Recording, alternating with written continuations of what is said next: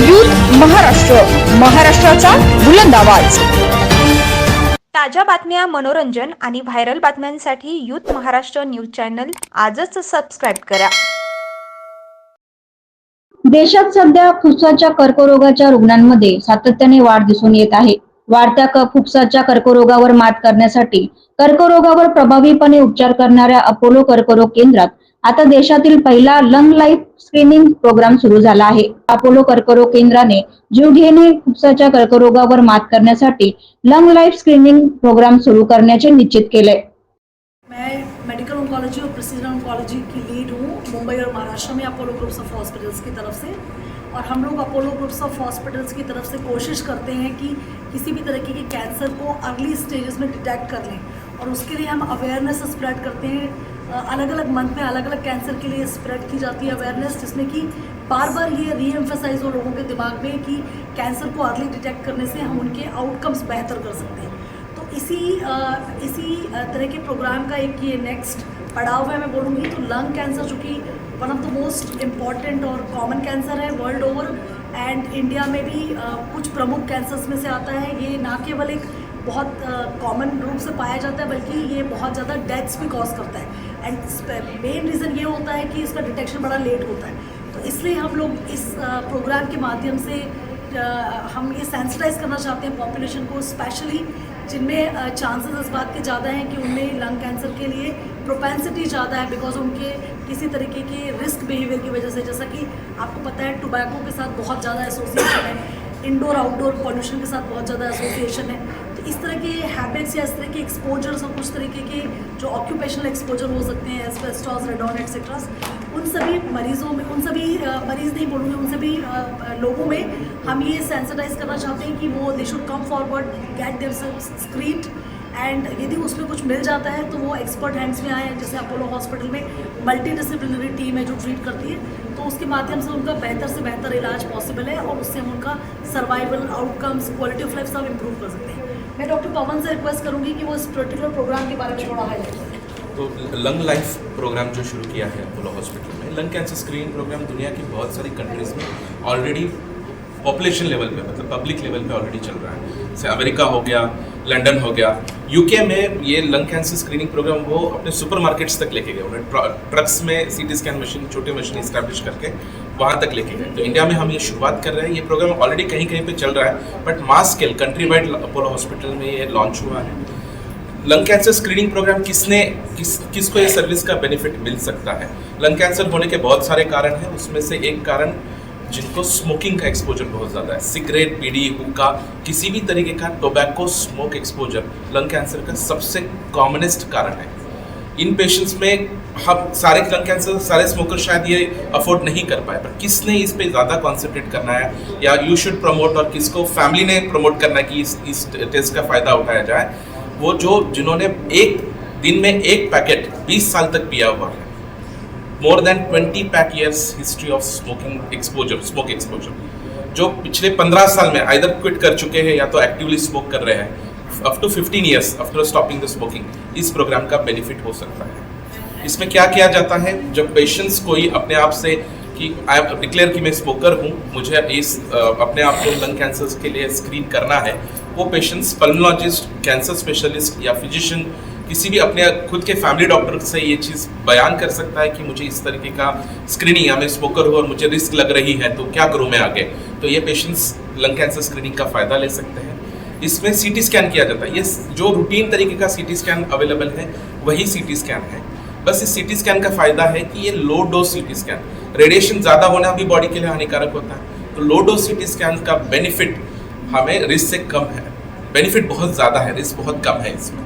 तो standard medical भाषा में बोला जाए तो स्टैंडर्ड सीटी स्कैन में 7 मिलीसीवर्ट्स डोज का यूज़ होता है। लो डोज सीटी स्कैन में 1.4 और उससे भी कम डोज का यूज़ होता है। एक low dose CT scan 15 X-rays के कंपैरिजन में है जो कॉमनली किए जाते हैं। तो उन सीटी स्कैन में अगर ये पेशेंट्स आते हैं, उनको सिंपल सीटी स्कैन किया जाए, बहुत सारे सीटी स्कैन में इंजेक्शन लगवाना, कॉन्ट्रास्ट लगवाना, ये सब चीज़ें इन्वॉल्व होती है। लो डोज सीटी स्कैन में ऐसा कुछ भी नहीं होता है, ना पेशेंट को फास्टिंग रहने की ज़रूरत है।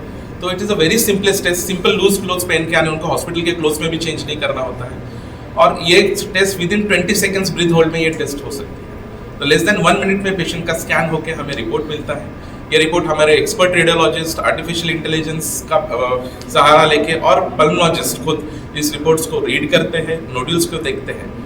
कोई भी नोड्यूल डिटेक्ट होगा मतलब कैंसर ही है ऐसा नहीं है, ये कोई इन्फेक्शन भी हो सकता है। इसलिए पल्मोलॉजिस्ट या डॉक्टर को मिलना ज़रूरी है उस रिपोर्ट के बाद कि अगर ये इन्फेक्शन है तो उसके लिए ट्रीट किया जाए। पर अगर ये कैंसर की जैसा दिख रहा है और ये स्मॉलर साइज में है, अगर जो नोड्यूल डिटेक्शन होता है वो 6 मिलीमीटर तक का नोड्यूल पकड़ लेता है, तो बहुत स्मॉलेस्ट नोड्यूल सीटी स्कैन पकड़ सकता है। और इस नोड्यूल को हम ईयरली फॉलो करते हैं। सपोज कोई नोड्यूल का साइज 8 मिलीमीटर 1 सेंटीमीटर तक हो जाता है, 8 millimetre and more is suppose to be threshold, उसके ऊपर बायोप्सी रिकमेंडेड है। तो ये patients further PET scan CT scan से इवैल्यूएट होकर बायोप्सी किए जा सकते हैं। और with that smallest size 1 centimetre के साइज में हम लंग कैंसर को पकड़ के उसका इलाज कर सकते हैं। Best cure is offered by surgery. तो उसी स्टेज में अगर बीमारी पकड़ में आ जाए तो सर्जरी हो सकती है। और डॉक्टर राजेश शिंदे जो खुद रोबोटिक सर्जन है, जो मिनिमल एक्सेस सर्जन है, मिनिमम एकदम छोटा सा की होल करके ऑपरेशन करके सेकेंड थर्ड डे पेशेंट घर जा सकता है। कितने खर्चे की लागत से इसी सर्जरी की जा सकती है? सर्जरी का जो कॉस्ट है वो डिपेंड करता है कि हम रोबोटिक्स से कर रहे हैं या दूरबीन के द्वारा किया जा रहा है। सर्जरी का जो कॉस्ट है वो डिपेंड करता है कि हम कौन सा सर्जरी कर रहे हैं, हम ओपन सर्जरी कर रहे हैं, रोबोटिक सर्जरी कर रहे हैं या दूरबीन के हिसाब से कर रहे हैं। अगर ये अर्ली स्टेजेस में डिटेक्ट होता है तो ये दूरबीन द्वारा या रोबोट के माध्यम से किया जा सकता है। एवरेज कॉस्ट अराउंड 2.5 से 3 लाख रुपए में अर्ली स्टेजेस में अगर होता है तो सर्जरी हो जाती है। कोई आम आदमी इस चीज़ को स्क्रीनिंग करवाना चाहे तो उसको क्या लागत है? जैसे हमने बताया, अगर कोई स्क्रीनिंग के लिए आना चाहता है तो हमारे यहाँ पे जो हमने ये प्रोजेक्ट चालू किया है उसका कॉस्ट हमने 4,999 रखा है। ये 5,000 में हम एक सिटी स्कैन करेंगे, एक चेस्ट फिजिशियन जो लंग स्पेशलिस्ट है उनका कंसल्टेशन कराएंगे और साथ में ही पल्मोनरी फंक्शन टेस्ट जिसको PFT कहते हैं वो करेंगे। तो ये 5,000 में ये 3 चीज़ें इंक्लूडेड है। ये कहना मुश्किल है, डिपेंड करता है कि हम एक्चुअली कौन से स्टेज पे कैंसर को डिटेक्ट करते हैं। एक अगर फर्स्ट स्टेज में है तो सिर्फ सर्जरी लगेगा, सेकंड और थर्ड स्टेज में अगर होता है तो हो सकता है कि हमको सर्जरी के साथ साथ और कुछ चीज़ें भी लगे जैसे कीमोथेरेपी, रेडियोथेरेपी या इम्यूनोथेरेपी। तो जो कॉस्ट है उसके ऊपर डिपेंड करेगा। हमेशा ऐसा ज़रूरी नहीं है कि आप कोई अगर किसी पेशेंट को कुछ तकलीफ़ नहीं है तो चल के आता है और हम जब CT स्कैन या पेट स्कैन करते हैं तो हो सकता है कि उनको पता चले कि इसको तो स्टेज 4 कैंसर है। उस वक्त पेशेंट कहेगा मुझे तो कोई तकलीफ़ नहीं है, मैं तो आया था यहाँ पे कि मेरा कैंसर फर्स्ट स्टेज में डिटेक्ट हो, लेकिन आप बता रहे हो कि स्टेज 4 में हो। वो पेशेंट का कैंसर स्टेज 4 में रहेगा, बट आज तक उस घड़ी तक उसको कोई कंप्लेंट नहीं थी, सिम्टम्स नहीं थे। सो उस वक्त ट्रीटमेंट का कॉस्ट जो है वो अलग रहेगा, ट्रीटमेंट अलग रहेगा। Sir it will be for general public as well as it will be for the doctors. So जो जनरल प्रैक्टिशनर्स हैं उनको सेंसिटाइज करेंगे कि ऐसा these are symptoms, these are patients whom you should refer. And for the general public कि किसको सामने आना चाहिए ये टेस्टिंग करना। मैडम प्रोग्राम ही बनाया गया है इसीलिए क्योंकि देश भर में इसको लॉन्च किया जा रहा है, तो ये अवेयरनेस पैदा करने के लिए ही ये प्रोग्राम दिया गया है आगे, ताकि ये मैसेज हर इंसान तक पहुंचे कि अगर हम स्मोकिंग कर रहे हैं, हमारा रिस्क है लंग कैंसर का, तो हम आगे आएँ, हमारी जांच कराएं और अगर जल्दी पकड़ में आए तो उसका इलाज किया जा सके। सर तो महिलाएं सोशल मीडिया के जरिए, आपके जरिए हम चाहते हैं कि ये प्रोग्राम की जो मैसेज है जड़ जड़ तक पहुंचे, लोगों तक पहुंचे, तो यही अवेयरनेस क्रिएट करना हम चाहते हैं। सर ये दोनों जेंडर को अफेक्ट कर सकता है। और जैसे कि पता चला कि 85 to 90% केसेस में एक्टिव स्मोकिंग से इसका एसोसिएशन है, मगर रिमेनिंग केसेस में जो स्मोकर नहीं होते, आजकल महिलाओं में स्पेशली जो नेवर स्मोकर है उनमें भी काफ़ी परसेंटेज इंक्रीज हो रही है इस कैंसर की।